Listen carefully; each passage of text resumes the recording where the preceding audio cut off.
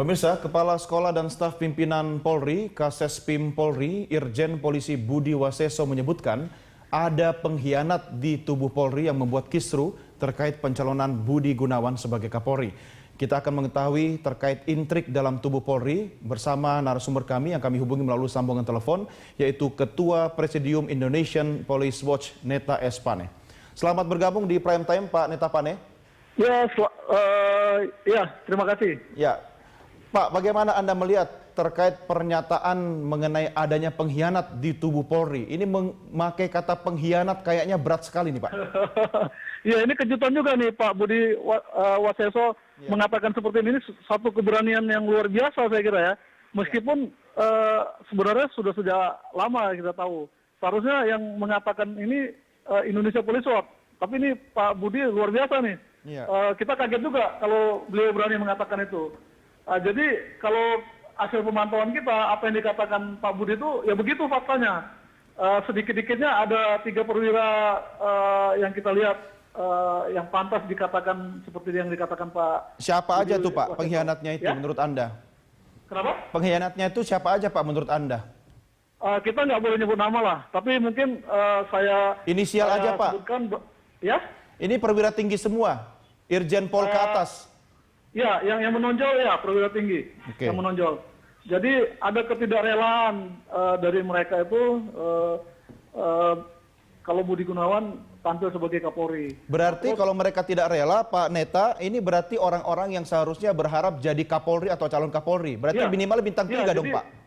Iya benar. Jadi mereka tidak rela Budi Gunawan jadi Kapolri, terus ada yang merasa dia lebih pantas menjadi Kapolri ketimbang Budi Gunawan, dan karena dia merasa punya akses juga ke PDIP, gitu ya. Nah, terus ada yang berharap kalau kekacauan terjadi, durian runtuh itu jatuh ke pelukannya.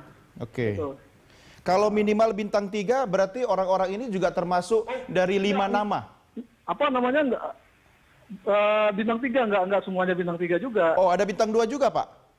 Saya nggak sebutkan bintang lah, pokoknya tidak semua bintang 3. Pak Neta, kenapa sih seorang perwira tinggi polisi sampai memiliki keberanian untuk menyebutkan kata pengkhianat? Ini kan sangat berat sekali Pak konsekuensinya kalau tidak terbukti.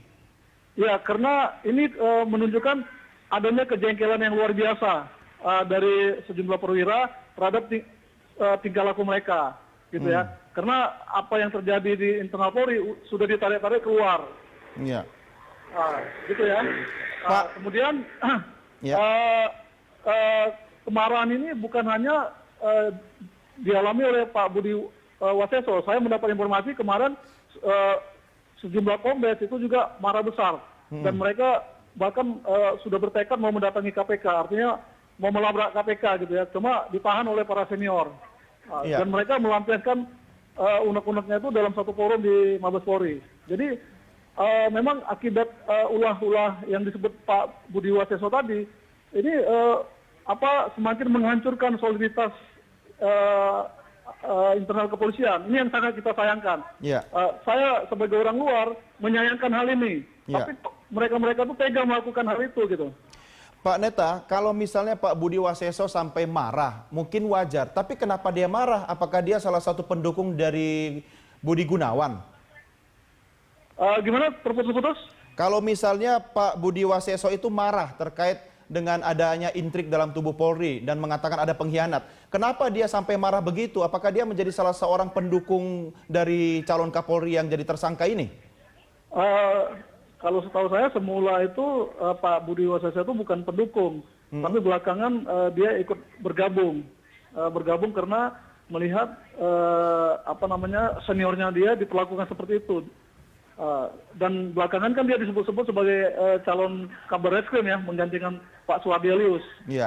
Pak Suwardi sama dia satu angkatan, itu Akpol 85. Jadi kemarahan ini sebenarnya bukan hanya Pak Budi saja yang marah. Banyak sekali sekarang, terutama dari daerah itu yang muncul SMS ke saya, meminta bantuan kita supaya mendukung Polri, supaya jangan dipecah belah oleh oknum Polri sendiri. Jadi tingkat kekecewaan ini kalau bisa digambarkan sudah sampai ubun-ubun anggota kepolisian. Kalau sampai ke ubun-ubun anggota kepolisian, Pak, kan harusnya ada rentang komando yang cukup tegas dan solid. Halo, suaranya kecil sekali, nggak kedengaran. Ya, Pak Neta, kami berusaha kembali menghubungi lewat sambungan telepon. Apakah suara kami sudah terdengar jelas? Ya, jelas. Pak Neta Jelas Pane, sekarang. kalau misalnya sampai seorang polisi perwira tinggi mengatakan ada pengkhianat, ini kan konsekuensinya sangat besar kalau tidak terbukti. Nah, pertanyaan saya adalah, dalam tubuh polisi itu kan rentang komando sangat jelas dan tegas, sehingga panglima atau komandan bicara apa, anak buah tidak boleh beda bicaranya, Pak. Kenapa bisa terjadi seperti itu? Ya, disinilah. Jadi ini sebenarnya sudah menjadi tradisi di Polri ya. Setiap ada pergantian Kapolri, itu selalu ada konflik angkatan. Ini perang Seperti bintang, sekarang Pak. Itu konfliknya antara 81, 82 dengan 83, gitu ya. Kemudian generasi di belakang mereka menjadi penonton dan sebagian ikut juga dalam konflik itu. Nah, jadi tarik menarik atau pertikaian saat pergantian Kapolri ini sering terjadi. Tapi yang paling parah ini sekarang, karena ini konflik ini ditarik keluar untuk melakukan kriminalisasi terhadap Budi Gunawan.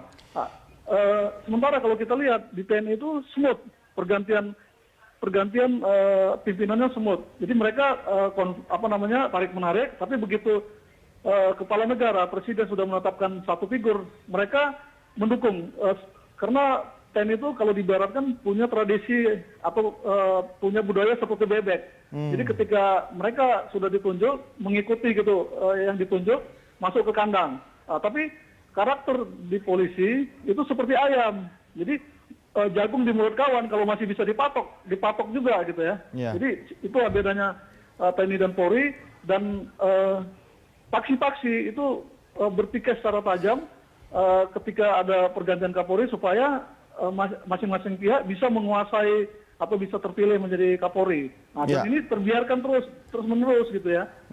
Sementara senior-senior tidak melakukan kontrol, tidak memberikan nasihat kepada mereka-mereka yang berkonflik, sehingga semuanya terbiarkan.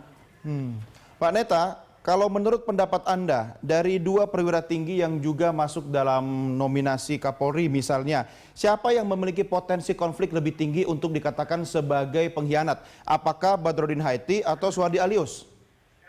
Dalam hal ini Pak Badrodin Haiti tidak terlibat konflik. Kenapa Itu bisa saya begitu? pastikan. Jaminannya apa? Ya? Apa yang membuat Anda mengatakan begitu? Dari pemantauan kita, Pak Haiti itu pada posisi netral, dia tidak bergerak kemana-mana. Kalau dia netral berarti dia sangat berpeluang untuk jadi PLT sekarang ini, Pak? Sejak tadi malam kita mendapat informasi sebenarnya sudah internal, sudah sepakat menetapkan Pak Haiti sebagai PLT sejak tadi malam. Tapi sampai sekarang belum ada keputusan dari Presiden. Jadi memang mungkin karena Pak Haiti juga senior ya, kemudian dia bersikap netral, dia disepakati menjadi PLT oleh internal. Jadi sebenarnya di tubuh Polri sendiri sudah ada kesepakatan akan melakukan mekanisme PLT. Tapi kan semua harus berdasarkan surat keputusan dari Presiden, Pak. Iya. Apa yang akan terjadi kalau tidak sesuai dengan keinginan Polri? Sementara kan Panglima tertinggi Kapolri adalah Presiden Republik Indonesia. Ya, jadi memang kalau sampai sore ini belum ada keputusan, itu semakin membingungkan. Karena DPR sudah setuju pergantian dan pengangkatan Kapolri baru, pergantian Kapolri lama dan pengangkatan Kapolri baru.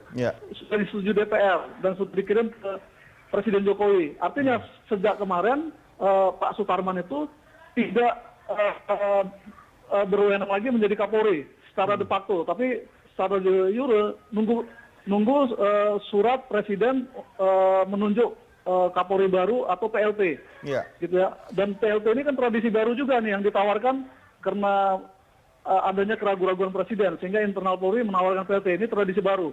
Nah, tapi kalau sampai sekarang belum ada tanda-tanda apakah Kapolri baru atau PLT, ini akan sangat membingungkan. Ini akan semakin membuat manuver faksi-faksi semakin tajam. Jadi tuduhan pengkhianatan akan semakin luas nantinya, karena merasa masing-masing pihak masih status quo, kekuatan masih berimbang gitu ya. Nah, jadi kita sangat menyayangkan juga kalau Pak Jokowi tidak segera mengambil tindakan apakah melantik Kapolri baru atau mengeluarkan PLT. Ya, Pak Neta, ini kan kita masih menunggu keputusan final dari kepala negara. Nah, selama konflik masih berkelanjutan, perang bintang yang melibatkan bintang kejora ini masih terjadi dan ada yang mengatakan ada pengkhianat, bisakah terjadi ini meluas ke tubuh Polri sampai ke level prajurit, kontak fisik antar kedua kubu?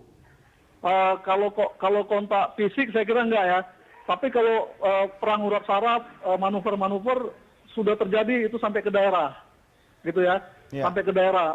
Dan biasanya itu hanya melibatkan perwira menengah ke atas. Kalau perwira menengah ke bawah itu dalam posisi bingung sekarang, gitu ya. Dalam posisi. Jadi kasihan juga mereka ini, mereka yang bekerja profesional, bekerja kerja keras, menjadi bingung akibat ulah elit-elit. Takar-takaran elit-elit ini mempengaruhi psikologi mereka juga nantinya gitu. Jadi kita berharap Pak Jokowi segeralah bertindak tegas, mau angkat Kapolri baru atau menetapkan PLT, tinggal pilih aja sebenarnya. Baik, Pak Neta, terima kasih bersama kami, sampai ketemu lagi Pak. Pemirsa, demikian diskusi saya dengan Ketua Presidium Indonesian Police Watch, Neta S. Pane.